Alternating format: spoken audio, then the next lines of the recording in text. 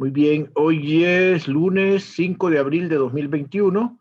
Esta es la clase de Física 321 que se imparte a los estudiantes de Ingeniería eh, Eléctrica en, en la Escuela de Física, la Facultad de Ciencias de la Universidad Nacional Autónoma de Honduras. Yo soy el profesor Alejandro Galo Roldán. Vamos ahora a entrar a ver el capítulo 43, el contenido del capítulo 43 de Serway, que tiene como tema fundamental enlaces y sólidos, y cuyos contenidos los podemos ir aquí sintetizando: enlaces, estados energéticos y espectro de moléculas, sólidos y conducción en metales. Vamos a comenzar hablando de enlaces. Los átomos, para formar moléculas, establecen entre ellos una interacción de tipo eléctrico, y a esa interacción se le asocia un potencial. Este potencial, la naturaleza de este potencial nos permite a nosotros poder tener una idea de la facilidad con que puede romperse un enlace. Aquí tenemos un ejemplo, ¿verdad?, de cómo se comporta esa función de energía potencial contra la distancia R, que sería la separación entre los átomos, la separación media entre los átomos. Tenemos que el potencial tiene una porción acá que es repulsiva, esta punteada de arriba, y una porción atractiva que es esta punteada de abajo. Si sumamos las dos contribuciones, nosotros vamos a obtener esta curva continua que está aquí, que se caracteriza por tener un mínimo en un valor dado, ¿verdad? Ese mínimo se le llama energía de ligadura, ¿verdad? Ese mínimo se llama energía de ligadura, y la distancia R a la cual ocurre ese mínimo se le llama distancia de equilibrio, por corresponder a un mínimo que corresponde a un punto de equilibrio estable. Entonces, este mínimo ocurre a la distancia de equilibrio, y el valor se le llama energía de ligadura. Pueden ver que conforme R se va haciendo más grande, prácticamente la energía potencial se vuelve cero, y a eso es cuando prácticamente la molécula está disociada, o sea, están separados los átomos completamente. El potencial se puede explicar en dos partes: el término atractivo y el repulsivo. El término atractivo es el que tiene aquí en la fórmula el signo menos, y el repulsivo el que tiene el signo más. Y dependen entonces de una potencia a la n y una potencia a la m. Esas potencias van a depender del tipo de interacción que se esté dando, ¿verdad? O sea, dependiendo qué tipo de potencial es el que se esté dando. O sea que este modelo lo que dice es que a determinada distancia los átomos se pueden acercar, pero a una distancia dada ya no pueden acercarse más allá, y entonces comienza a haber una repulsión. Entonces ahí comienza a gobernar el término repulsivo y contra el término atractivo. R es la separación entre las moléculas.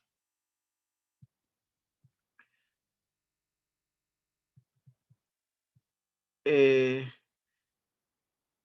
este tipo de enlace, lo que estamos viendo acá, ¿verdad? Es decir, lo que ocurre es que, o sea, lo que ocurre es que en la parte de atracción, o sea, en la parte atractiva, se aprecia que al alejarse un poco principalmente cuando se considera un átomo ionizado o un desbalance de carga, matemáticamente es posible describir el potencial de esta forma. O sea, en este tipo de enlace, o sea, cuando uno o más electrones se transfieren de una capa externa de un átomo a otro átomo, se le llama enlace iónico, ¿verdad? Y este tipo de enlace ocurre especialmente por una atracción de Coulomb entre los iones de la carga opuesta. Por eso es que el tipo de expresión es de esta forma. Entonces, Al pasar electrones de uno a otro, entonces una parte queda positiva, otra queda negativa y se establece una parte atractiva de potencial. Un ejemplo sencillo de un enlace iónico es el cloruro de sodio, ¿verdad? La energía requerida para ionizar el sodio es de 5 electronvoltios. Por otra parte, el cloro necesita un electrón más para completar la capa externa. Entonces, eso lo que se llama es afinidad electrónica. Para poder absorber un electrón, el cloro requiere una cantidad de energía denominada afinidad electrónica, y esto tiene un valor de 3.6 electronvolts. Entonces, la diferencia de energía es la energía del sistema a distancias grandes. En este ejemplo sería 5.1 menos 3.6 electronvolts, 1.5 electronvolts. Y esa sería la energía del sistema a distancias grandes.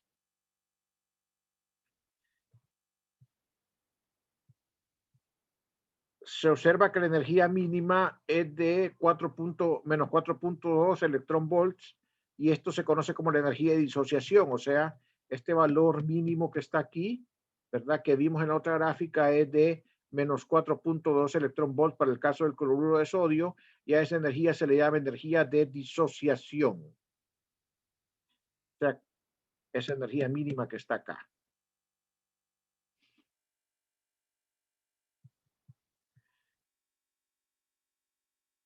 El comportamiento que está aquí es el que corresponde al potencial descrito previamente, donde teníamos la fórmula que U de R era menos A entre R a la N más B entre R a la M.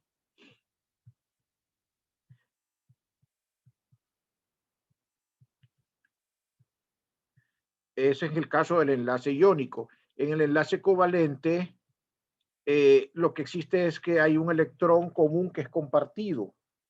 Este enlace es común en moléculas diatómicas, tales como el H2 y el F2.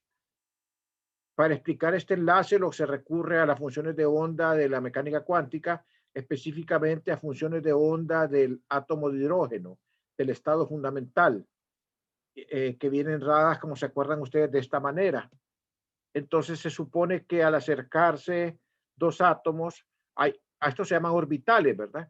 Entonces esos orbitales, a la medida que se van acercando, se traslapan, ¿verdad? Y o sea, se traslapan los orbitales de los orbitales 1s de los dos átomos.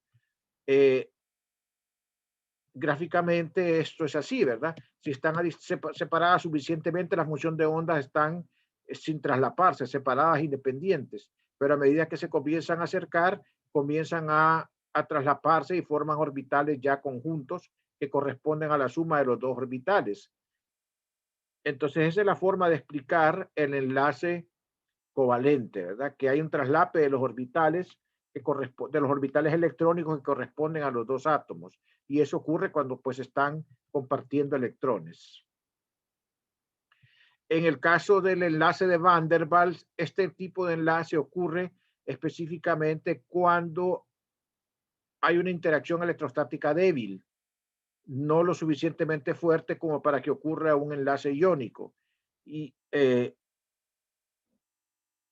otra diferencia respecto al enlace iónico es que en el enlace de Van der Waals se da entre moléculas y no entre átomos. Es importante que se den cuenta de eso, ¿verdad? El enlace de Van der Waals no es entre moléculas, no es entre átomos, sino que entre moléculas. O sea, sería la interacción entre dos moléculas, no entre el átomo y átomo que forman la molécula, como ocurre en el enlace iónico y en el enlace covalente.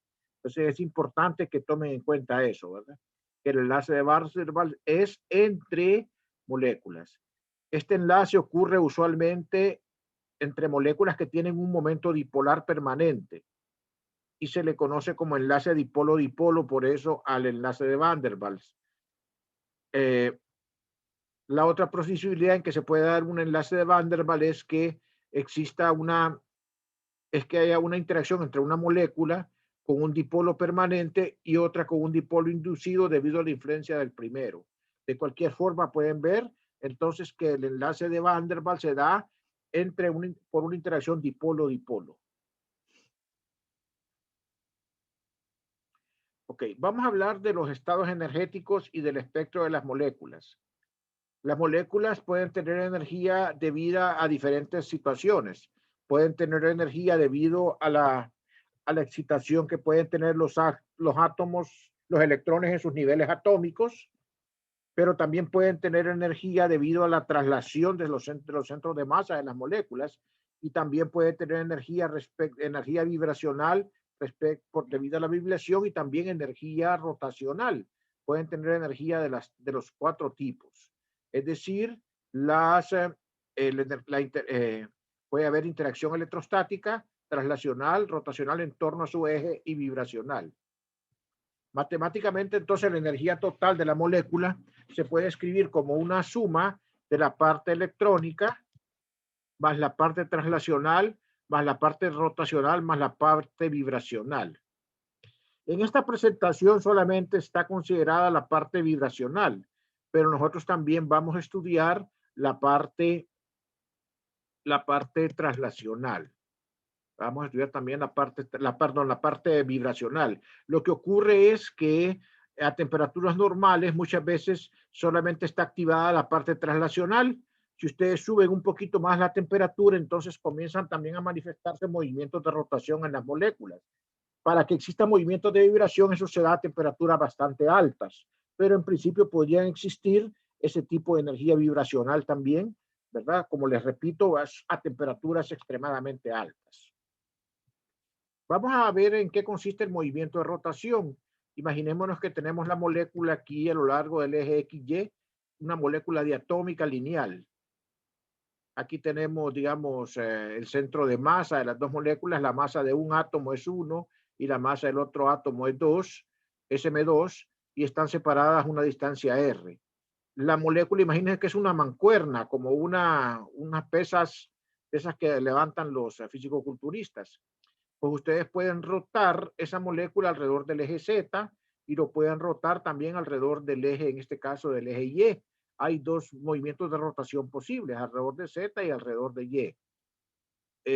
Entonces, la energía rotacional, entonces tiene niveles, ¿verdad? Pueden haber aquí ustedes el nivel 1, el nivel 0, el nivel 1, el nivel 2, el nivel 3, el nivel 4, etcétera, ¿verdad?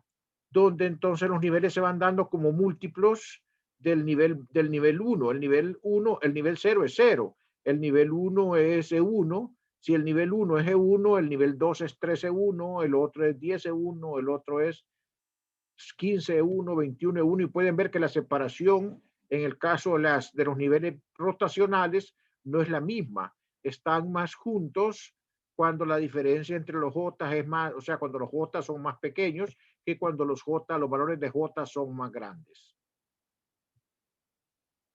Esos nosotros, los niveles de energías rotacionales se pueden escribir en términos de un número cuántico J, de un número cuántico J, ¿verdad? Que es un número de cuántico rotacional. Acuérdense que nosotros teníamos los niveles de energía electrónicos en términos de un número cuántico N. Ahora tenemos un nivel de cuántico J, ¿verdad? Que describe el momentum angular. Si nosotros calculamos el momento angular de la molécula, el momento angular de la molécula lo podemos escribir en términos del número cuántico J, donde el momento angular sería la raíz cuadrada de J por J más 1 por H barra, donde ese número J es un número entero.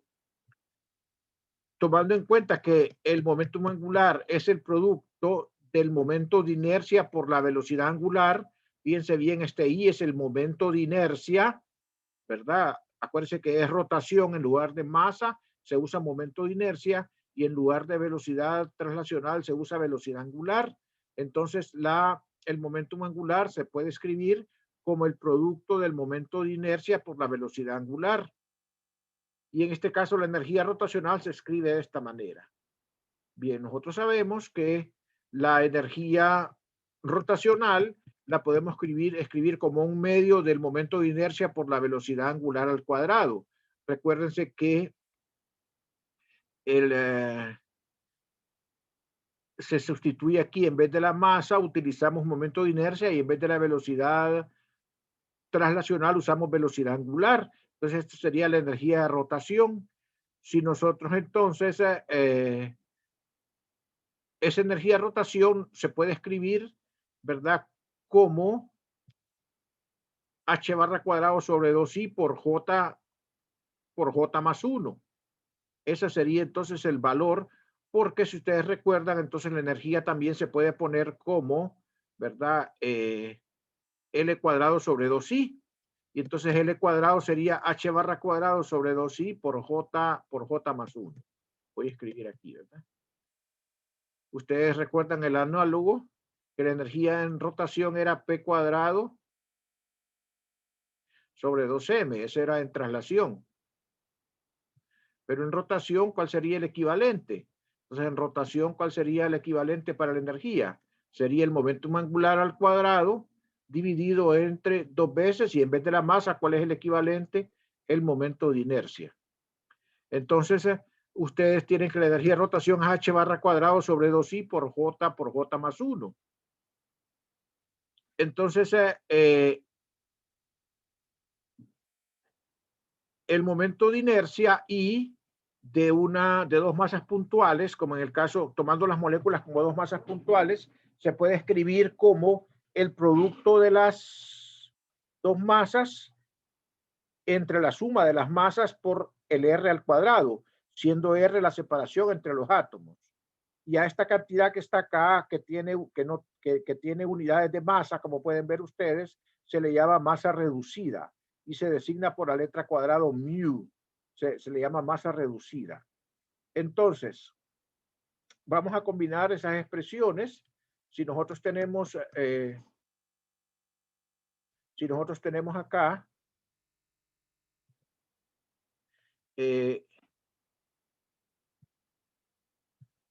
que voy a escribir acá que la energía de rotación, bueno, no vamos a combinar nada aquí, solamente comentar, aquí está, que la energía de rotación es un medio de IW cuadrado, o bien L cuadrado sobre 2I. Y entonces si L es J por J más 1 por H barra, entonces la energía de rotación va a ser H barra cuadrado sobre 2I, J por J más 1. Ya sea utilizando esta fórmula y combinándola con el hecho de que L es I entre W, llegan a este valor que está acá. O bien utilizando L cuadrado entre 2I para la energía de rotación. Recuérdese que I es entonces M1 por M2 entre M1 más M2 por R cuadrado, o sea, mu R cuadrado, donde mu es la masa reducida. Mu es la masa reducida. Recuérdense, mu es la masa reducida y se escribe como, entonces, producto entre suma. Producto entre suma. Producto entre suma.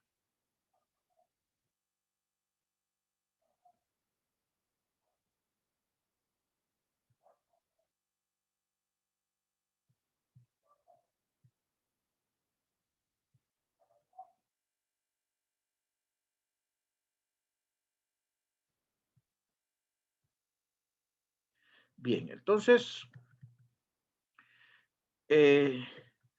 ok. ¿Cuándo va a haber absorción de energía o emisión? Bueno, va a haber absorción de energía cuando la molécula pasa de un nivel más bajo a un nivel más alto. O sea, de un J más bajo a un J más alto. Y va a haber emisión cuando pasa de uno más bajo a uno más alto, hay absorción. Y cuando regresa de uno alto a uno bajo, hay emisión. Y esta energía normalmente es en el rango de microondas, ¿verdad? O sea, no son muy energéticas las transiciones. Fíjense bien, las transiciones permitidas solamente son delta J igual más menos 1. O sea, yo puedo ir del J igual a 1 al J igual a 2, del J igual 6 al J igual 7, del J igual 8 al J igual 7. O sea, solamente cuando J varía en más o menos 1 puede haber una transición. Esa es la regla de selección para las transiciones en cuanto a los espectros rotacionales.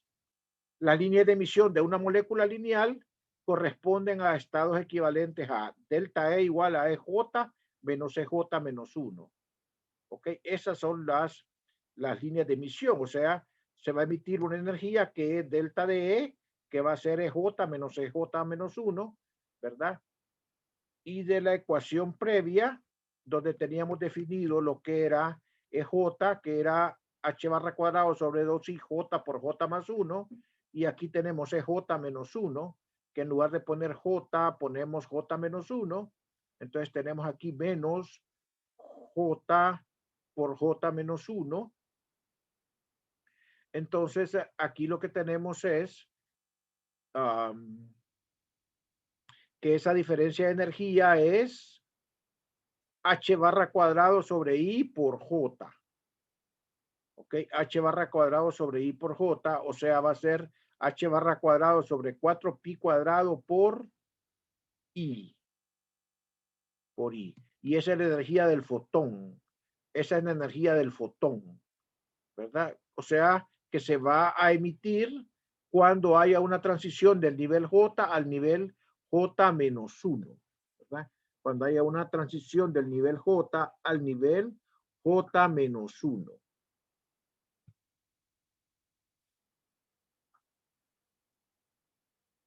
Bien, entonces,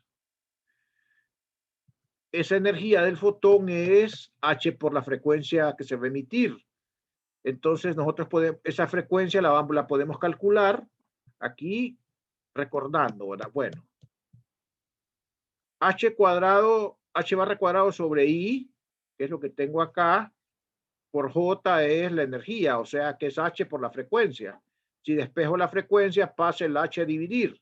El H barra lo pongo como H sobre 2pi al cuadrado, copio el J, copio el I y el H que pasé al otro lado. El H cuadrado que queda arriba se cancela con el de abajo y queda el H arriba y queda abajo 4pi cuadrado por I. Entonces pueden ver que la frecuencia del fotón depende del estado J y del momento de inercia de la molécula, como está ahí, ¿verdad? Entonces esa sería la frecuencia, esa que está ahí. Esa sería la frecuencia. Esa sería la frecuencia. Ok.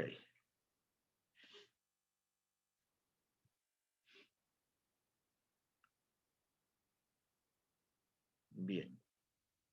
¿Alguna pregunta?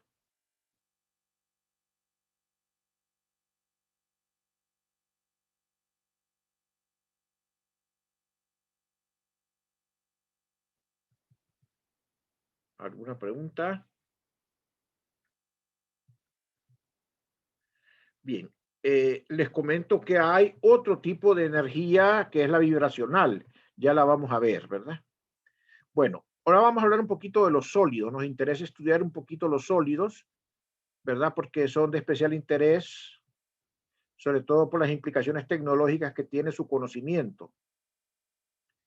En los sólidos, los átomos y las moléculas se organizan de manera un poco distinta que en los fluidos. La forma en que se organizan va a depender pues, de la composición del sólido y de las energías de enlace asociadas al sólido. En general, los sólidos se organizan en estructuras llamadas cristales. Estas estructuras son patrones repetitivos, o sea, tienen periodicidad, ¿verdad? Se conocen 14 tipos generales de estructuras cristalinas, comenzando con la estructura cúbica esperada y cambiando dependiendo de la configuración. ¿Verdad? Aquí podemos ver distintas estructuras que pueden haber piramidales, cúbicas centradas en el centro, cúbicas centradas en la cara, etcétera. Entonces, todas esas son estructuras cristalinas. Y se llaman periódicas porque el patrón se está repitiendo, ¿verdad? En la red. Las fuerzas que determinan el enlace entre los átomos y las moléculas en los sólidos, las fuerzas que determinan el enlace entre átomos y moléculas en los sólidos son las mismas que se escribieron previamente. O sea, son fuerzas pueden ser enlaces covalentes o enlaces iónicos. Por esa razón, los sólidos se clasifican también en entre enlaces covalentes y enlaces iónicos. La organización de la estructura cristalina dependerá de la estabilidad de las configuraciones. Y esto es importante, siendo preferida la que requiera mayor energía para su disociación. O sea, la organización en que se van a, la forma en que se van a organizar va a dar preferencia a la situación en la cual se requiera mayor energía de disociación. Por eso le subrayé eso ahí. Los tipos de cristales. Los cristales covalentes son los que se forman con este tipo de enlace, o sea, con enlaces covalentes.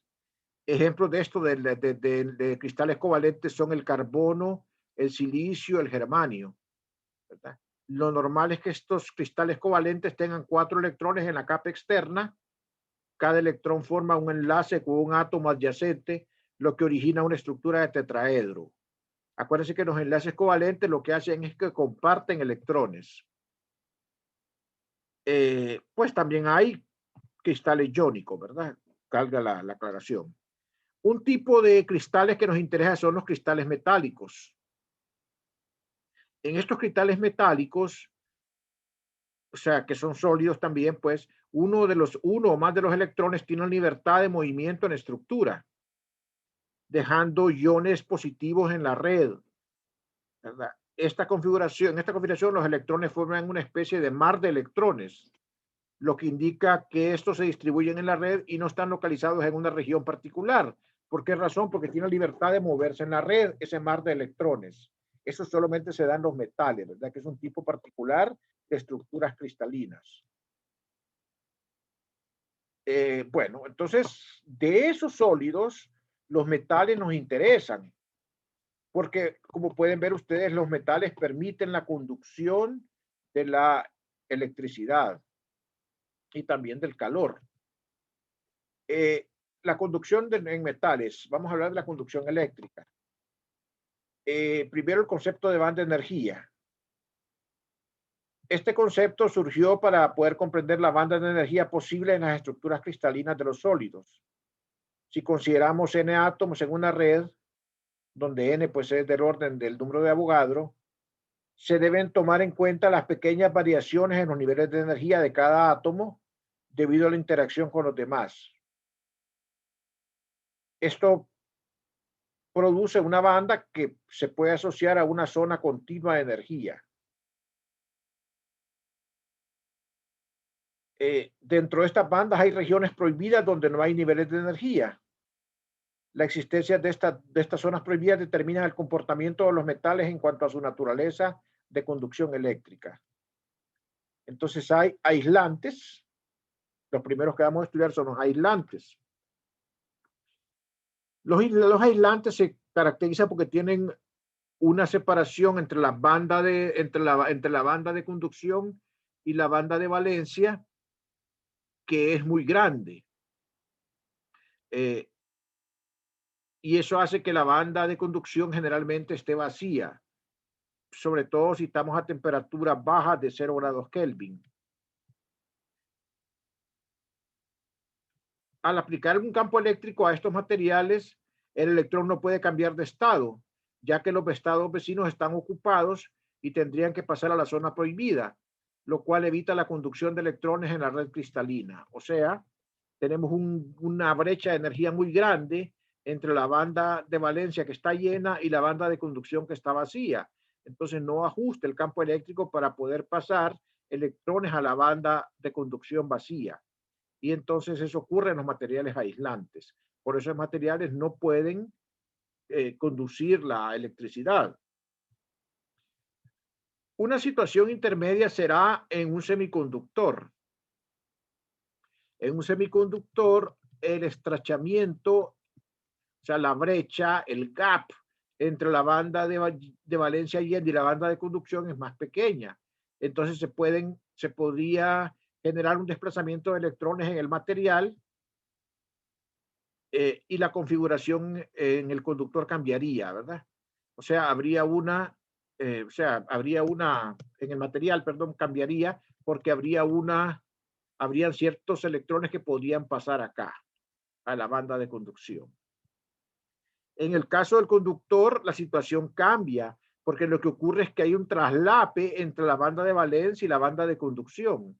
O sea, prácticamente hay acá, aunque hay una región prohibida, aquí ya en la banda de conducción, ya la banda de conducción está parcialmente llena con electrones. Entonces, entonces tenemos acá la banda de valencia llena y la banda de conducción que tiene ya electrones, ya una cantidad de electrones dada, o sea, parcialmente llena la banda de conducción con electrones y entonces al aplicar un campo eléctrico va a haber conducción de electricidad.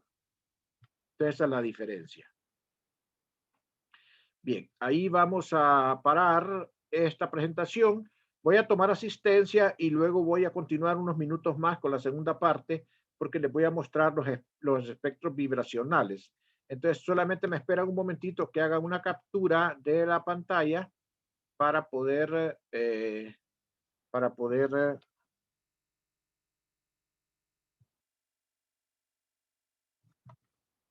hacer la asistencia.